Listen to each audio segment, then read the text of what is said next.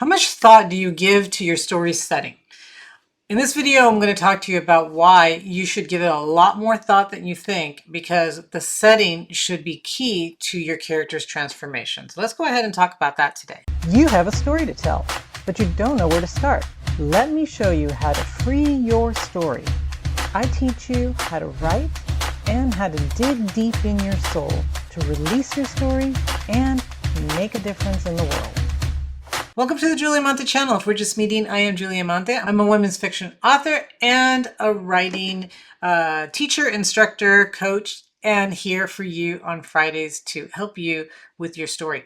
So let's talk today about the setting. So again, you may not give the setting a lot of thought, thinking, well, okay, I'm going to set this in a city, and so it can be any city, it doesn't matter. Or, most people do give setting more thought than that, but not that much more. And you should, because your setting should never be passive. It's not something that's an afterthought or just there for atmosphere or to give your story credibility. You really need to focus on your setting as part of your character's eventual transformation. So I don't want you to ask yourself, where should this story take place? But I want you to ask yourself, how is this setting going to change who my character becomes? So from now on, I want you to think of your setting as an active agent. It is a force that influences your character's behavior.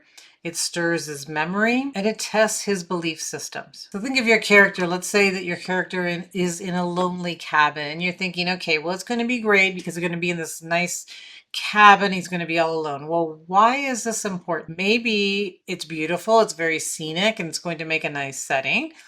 But it's also going to force him to be isolated. Maybe it's going to force some introspection that you need this character to have, or maybe it's going to test his survival skills that he's going to need later in the story. And the opposite, let's say that your setting is in an urban location, it's in a city. This can do a variety of things depending on what you want for your character. It can also make your character feel isolated, right? Who doesn't feel isolated sometimes when they're in a crowded place full of people, but yet they don't know anyone or they don't feel comfortable with anyone? It can make your character restless. It can test your character's ambition to succeed if he's got a lot of challenges and a lot of stresses. So the setting can help to test your character's goals, their ambitions, their values, and their assumptions about life. So for example, when I was writing my last novel, Christmas Without You, the main character, Carrie, lives in Rapid City, South Dakota. So the most logical place for me to place her play where she's living, and her business, because she owns a little art consignment store, would have been probably downtown Rapid City. That makes the most sense if we just, like, if you and I were going to open up an art store, it's like, okay, we'll put it downtown. That's where, especially during the summer, there's the most, foot traffic. The tourists are there, should be able to sell a lot of stuff. That makes the most sense. So first thought, okay, I'm going to place her art store there. That's where she's going to work. But the more I thought about it, as I was, thinking up the story and writing the story, is that there's a problem with this character. First of all, the love of her life, her fiance, left her years ago. He's coming back now 10 years later. And in those 10 years, she's not moved on with life. She's sort of isolated herself in a way. She dates, but she doesn't really date. She doesn't take, love relationships very seriously. She's brokenhearted. She's not really participating in life. So even though she owns this beautiful art store and she's surrounded by all this beautiful art and sculptures and all these crafts that other people have created, because remember, it's a consignment store. She's not creating it. She's selling other people's beautiful things. She's not really participating in life. She's not creating anything herself. She's selling other people's beautiful lives. She's not putting herself on display, right? And so I thought the location needs to be different too. So her art store isn't going to be in downtown Rapid City. It should be out. It should be isolated, just like she's isolating herself from the world. This shows that she's physically isolating herself. Her consignment store is out in the forested Black Hills in Custer, although it's also a touristy place.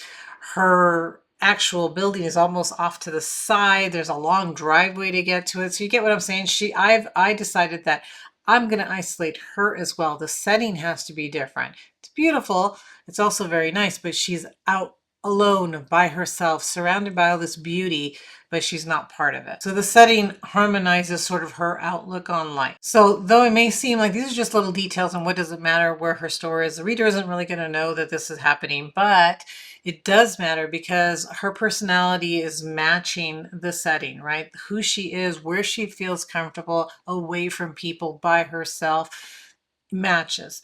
And so it makes a difference in the story. It makes a difference to how you are showing your character and how your character is eventually going to transform. So you can give your setting deep thought and play with it. I could have done the opposite. I could have put her place somewhere where it's uncomfortable. So sometimes you want to set your character in a place where they're going to be uncomfortable. It's going to force them to change.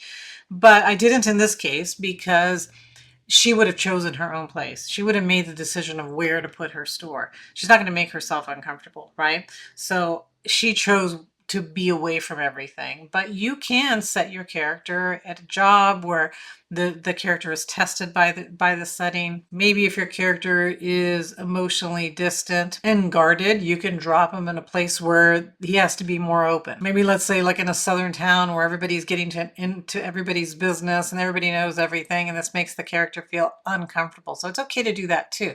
But again, the setting has a purpose. It's creating this openness for the character so that he can get out of his shell. If your character is stuck in grief, then you can put him in a situation where he's going to be forced to interact with other people and face life, right? Put him in a vibrant place where everybody is living their life, and this forces the character to get out. I kind of did that in my story because she has friends who are all living their life. They're all married. They're all doing things that makes her feel like I need to make that change too. I need to get myself out there. Even though she's not yet doing it, she sees it all around her. So she knows what she's missing. So the contradiction in setting sometimes can push your character to move forward and to transform their life. And in Christmas Without You, this is what I do. I bring the character back. The one that broke her heart 10 years ago, he comes back, and not only does he come back, but he actually invades her privacy. He goes to see her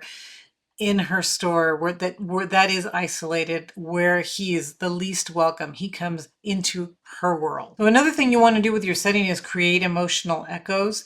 So this setting should bring back emotion. So a childhood home or a war-torn city or a little beach town, whatever you choose, wherever you choose to take your character, there should be something there, some emotion, something that makes the character remember something and create some kind of internal conflict. So the setting is forcing the character to face something that from the past. It has some kind of emotional weight. And this is kind of nice too, because what you can show in your story is that as the character is changing and transforming, his opinion or the way that he views the setting can change as well. So in chapter 1, a childhood home or neighborhood or whatever can feel very oppressive and heavy.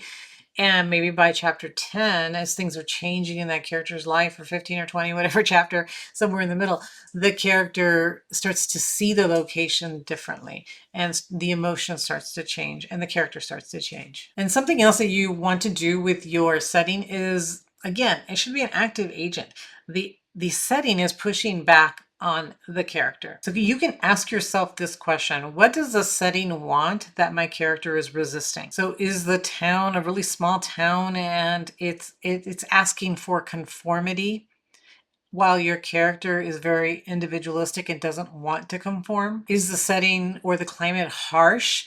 It's very hard and it requires the character to be tough, while your character isn't. Maybe your character is very dainty, not used to being pushed physically, and the character wants them to be stronger, wants them to face things, and the character is afraid or timid, right? So we've seen probably a lot of stories like that where the character just feels completely out of their element, and the setting is forcing them to change, forcing them to become somebody new and different. So in Christmas Without You, I did exactly this. This is why I had all her friends married. They all have children. She gets invited to these little kids' birthday parties. It's the Christmas season. She's buying gifts for her friends' kids when she doesn't have any of her own. What is this doing? The setting is pushing back on her, right? The setting is saying, This is who you should become. This is who you want to be. You're in a town full of families. All your friends have moved on. All your friends have married. They have kids. They have a life. What do you have? You have an art store out in the middle of nowhere. The setting wants her to grow and to have a family where she hasn't moved on. She hasn't actually accepted what everything around her is telling her she should have. And she wants it, by the way. It's not that she doesn't want it, but she's afraid, again, because her fiance left her. She's never moved on. She's always been in love with him. And she's been afraid of moving on and finding somebody new or having somebody else break her heart and her not have what she wants. And as the character begins to adapt and become more connected to the setting, what you will see is that the character's outlook will change. The character will feel different about the setting. Maybe something that felt harsh and horrible will now start to feel kind of cool and kind of nice, right? So the outside, the developing relationships or her connection to, or his connection to the environment will change as the internal changes are happening within the character. So what you don't want is to make random choices about your setting. So it's not just anything, right? You want to have specific things as part of your setting. You don't want like a little trendy neighborhood or a city, let's choose New York because New York is like the biggest city. No, not necessarily, right? Not if it has to match the character. Could I have set this in New York City? Sure. But it's in a little tiny city. No, not that tiny, but I mean, Rapid City is small compared to New York City. It's a little town and everybody knows each other. You want to choose a setting that's capable of testing your character's beliefs and the things that they want. If your story is about healing, you could choose a hospital. That would make a logical setting, but maybe it's a very overworked hospital. Everybody is stressed. Although it's supposed to be about healing, it's really not, because your character feels very overwhelmed. Let's say that they're a doctor or a nurse.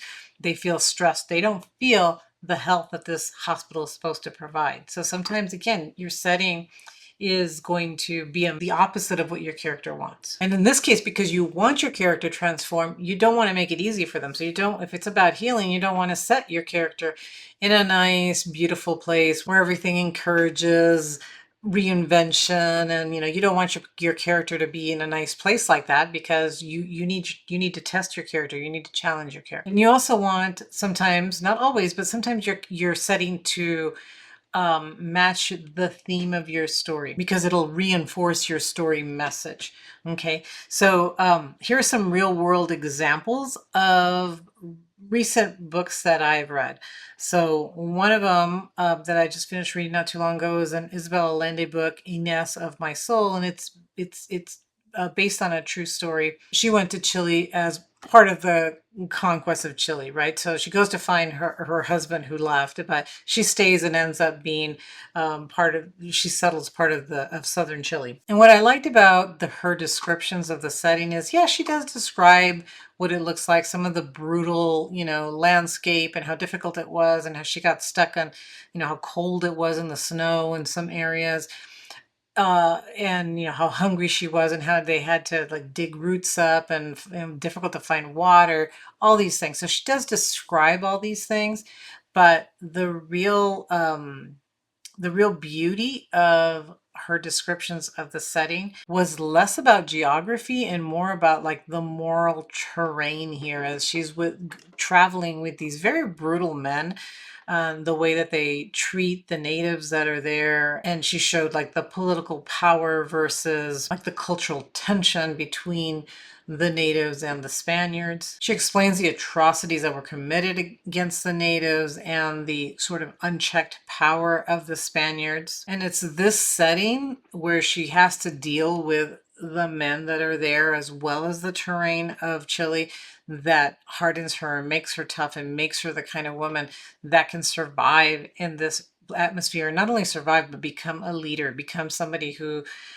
settles this area and builds a town and actually supports the men that are there. And without them, they would have died. Without her, they would have died many times.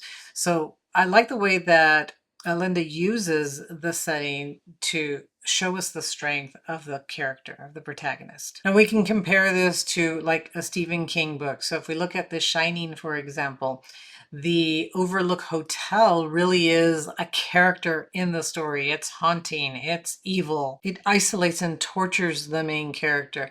The snow all around it just creates this insular place where it drives them completely crazy. So this hotel becomes the monster, the evil entity, right, that is there to challenge the main character. But we can see that this setting, being isolated, being this very scary looking place, this very haunted looking place, is is a perfect setting to challenge that one character and to help him change, and well, in this case, negatively, right? And then looking at a third example, Their Eyes Were Watching God by Zora Neale Hurston. In this story, it's more about identity. And so the setting is in Florida. It's in the Everglades. It's beautiful, but there are storms, there are big fields and swamps, and this setting that's beautiful but kind of chaotic matches her the chaos emotionally that she's going through. And there's even a hurricane that goes through, right? And the hurricane it just tears everything up.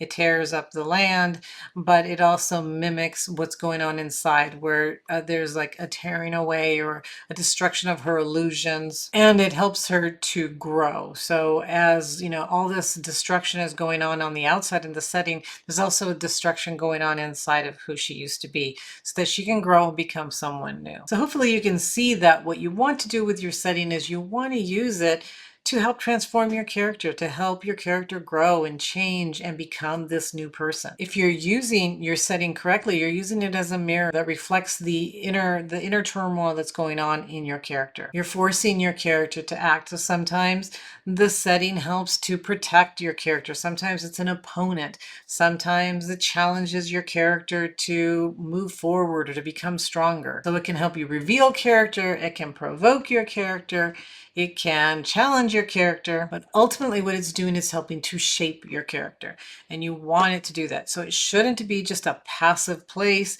It shouldn't just be for atmosphere. It shouldn't just be a random place. You want to be very specific with the settings that you choose for your novels, because again, it can really, really transform your story if you're using it correctly and you allow it to become a very important part of your story. Okay, I hope that this has helped you to think of setting a little differently and that you use it with a little bit more care in the future. Now, if you've liked this video, please like it, please share it with other writers, and go ahead and subscribe to the channel. And I hope to see you again next week.